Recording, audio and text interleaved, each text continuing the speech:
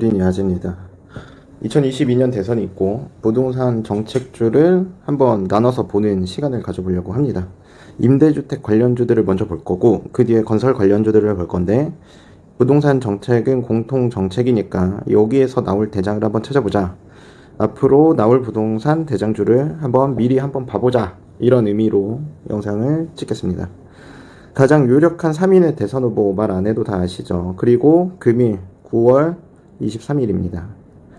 오늘은 국민의힘이 경선 토론회가 있습니다. 이런 거 한번 체크해주면 좋을 것 같고, 올해 LH 사태 이후 그리고 미친듯이 치솟는 아파트 가격 이후 결국에는 부동산의 정책은 공급 확대 그리고 임대 수요 확대, 이런 방향성을 가지고 다 갈 겁니다.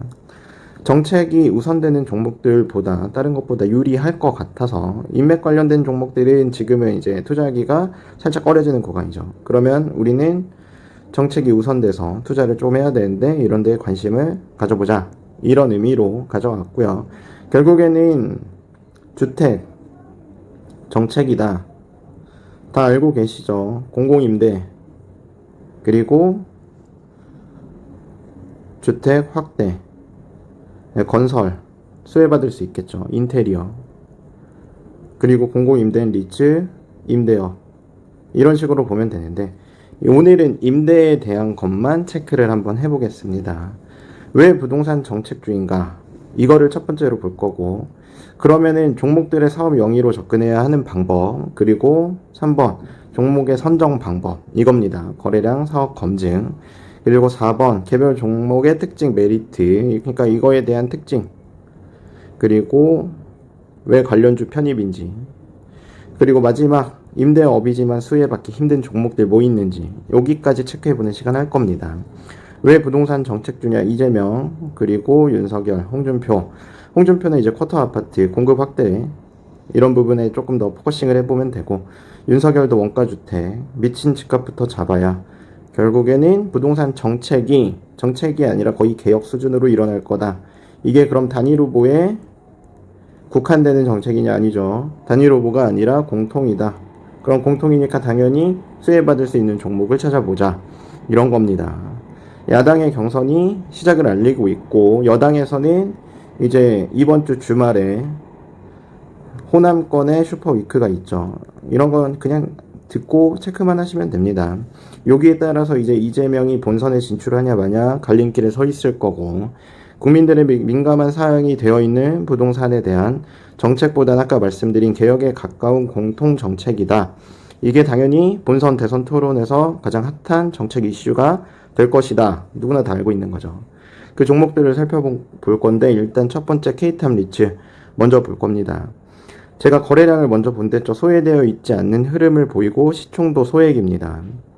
거래 회전도 굉장히 근래에 많았기 때문에 나쁘지 않은 종목이고, 여기서 조정만 잘 받고 탄력 받을 수 있다면 얼마든지 상승 시너지가 있을 거라고 생각하고 있습니다.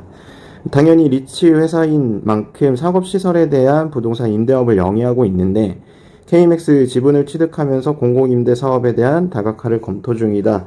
이거는 이제 공시인 거죠.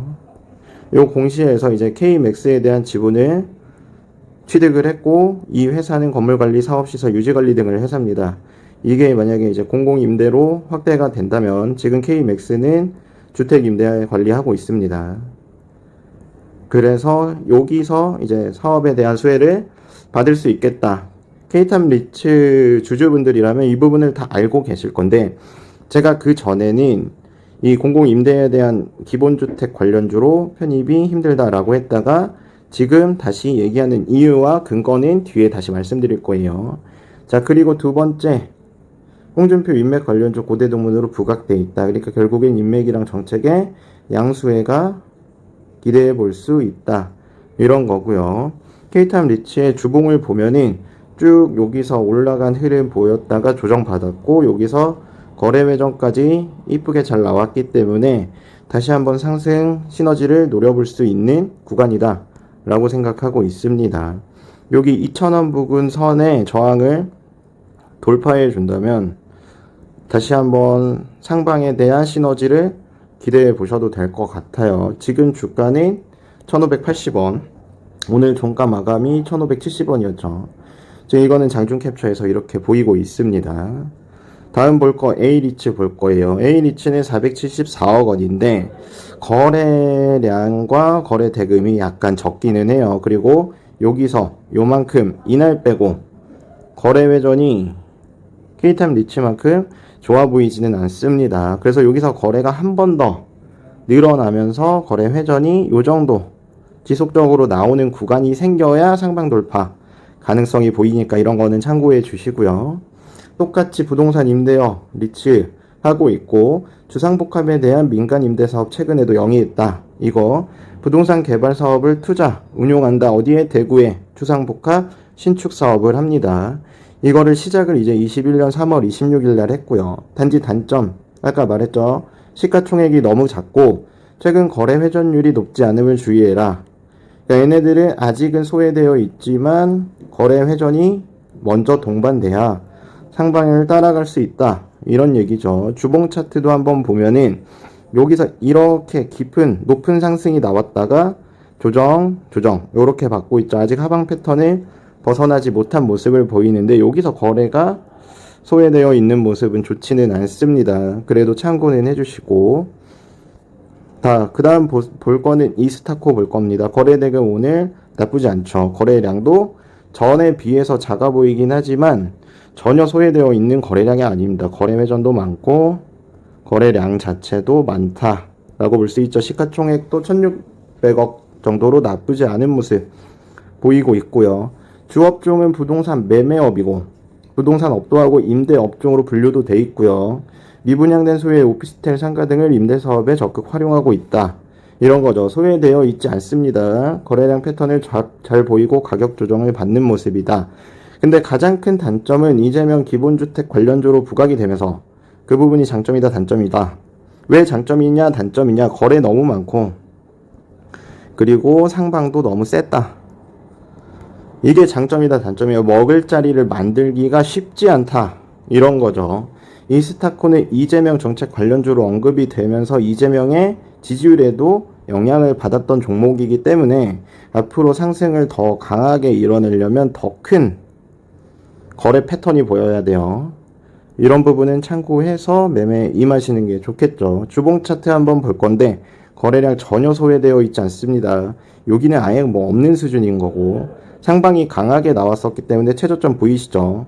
여기 한 1000원이라고 가정해도 적어도 700% 이상 상승이 나왔었고 조정받고 있지만 거래량 아직 살아있다. 이 정도로 체크해 주시면 됩니다. 그 다음 좋게 보는 종목 중에 하나 NX 좋게 보고 있어요. 자, 지금 다 다른 종목들 보시면은 요 구간에서 이 구간이 패턴이 동일함을 눈치가 빠르신 분들은 알 수 있습니다. NX 보면은 윤석열의 부동산 정책을 영향을 받았다. 윤석열 써 있죠. 공급 확대 용적률 완화 공약의 급등. NX는 가장 장점으로 뽑을 만한 거니 인테리어 관련 사업도 영위하고 있다라는 거죠. 여기 보시면은 거래량이 약간의 소외된 모습을 보이나 시총 대비 회전 자체가 나쁘지 않아요. 그러니까 거래 회전이 많다. 아직 소외받을 만한 종목은 아니다. 인테리어 가구 등의 사업을 영위하지만 또 부차적인 사업으로 부동산 임대 및 매매업 등을 하고 있기 때문에 부동산 임대로 수혜가 가능합니다. 인테리어 관련주로 건설업과 공급 확대로 또한 중복 수혜가 가능하기 때문에 좋게 보는 거죠. 중복 수혜가 가능하다. 하나는 NX, 하나는 K타임 리츠. 이렇게 중복 수혜가 가능하다고 보고 있어요. 근데 NX는 둘 다 부동산 정책, K타임 리츠는 홍준표, 인맥, 그리고 부동산 임대, 공공임대 이 두 가지로 수혜가 가능하다. 이렇게 생각하고 있고요. NX의 주 차트를 보면은 상방 패턴이 되게 일정한 흐름을 보이고 있죠. 지지가 견고한 흐름에서 거래량이 지금 나쁘지 않은 겁니다. 여기서 더 올라갈 가능성 있겠다. 이게 건설 쪽이랑도 같이 엮여서 올라갈 수 있음에 한번 지켜보자. 이런 거죠. 그리고 두 가지 더 있습니다. 까뮤이엔씨, 이지스 레지던스 리츠. 둘 다 부동산 임대업을 하고 있습니다. 하지만 이 두 종목을 왜 안 갖고 왔냐면 거래량이 너무 없어요. 이지스 레지던스 리츠를 보더라도 거래량이 소외가 마치 안 돼 있는 것 같지만 지금 적당히 나온 거래량이 56,000주예요. 그러니까 얘네들은 너무 소외되어 있어서 사업성의 검증이 아니라 거래 패턴이 너무 약해서 그래서 수혜받기 쉽지 않겠다라고 생각하고 있습니다. 여기 보시면 거래량 소외로 관련된 사업의 영위는 확인이 되나 직접적인 수혜는 불가능해 보인다. 하지만 부동산 임대업에 대한 가치 견인이 가능한지 여부만 확인해보자. 이런 거죠. 자, 종합 차트를 비교해 볼게요. 자, 8월달 요 부근의 흐름 비슷한 섹터의 모양을 보이죠. 이렇게 갔다가 눌리고 지속적으로 눌리는 모습. 한마디로 얘네들은 세력이 테마를 형성하고 있다라고 보셔도 돼요. K탑 리츠, NX, 이스타코 그리고 A리츠 안 넣었는데 A리츠까지 동일한 패턴의 흐름을 보입니다. 하지만 여기 하늘색, 이스타코 여기만 이재명의 프리미엄이 있던 구간이기 때문에 얘네들은 조금 참조하자라고 보시면 되고 정책주로 부각이 향후 움직임과 방향성의 가장 큰 흐름 요소다. 같은 섹터에 대한 상방 시너지 확인해보는 시간이 됐으면 좋겠습니다. 내용이 괜찮으셨으면 구독 부탁드릴게요.